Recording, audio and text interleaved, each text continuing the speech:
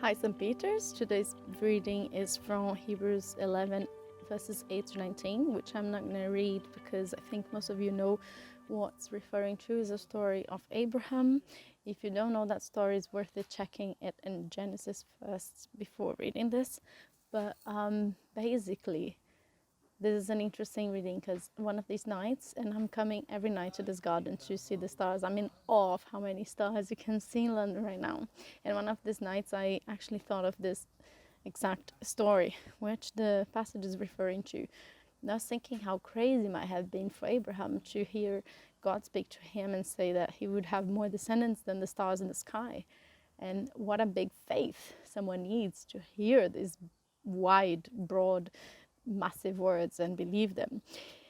And not only he believed them, but he lived all the promises of God. And this chapter is all talking about faith. By faith, Abraham was called to a place that he would later receive as an inheritance. By faith, he lived as an immigrant and camped his life.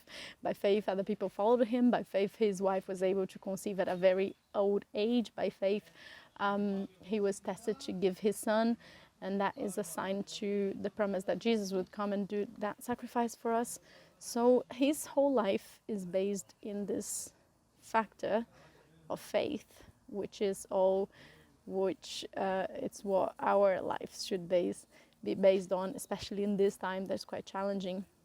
And I don't know about you, but I've been challenged by friends. I've been called and questioned about how my faith is helping me in this moment of crisis.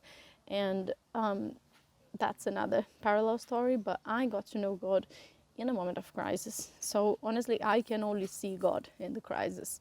I can only believe that we're going to come out of this stronger and that there are promises of a better moment for all of us in the future.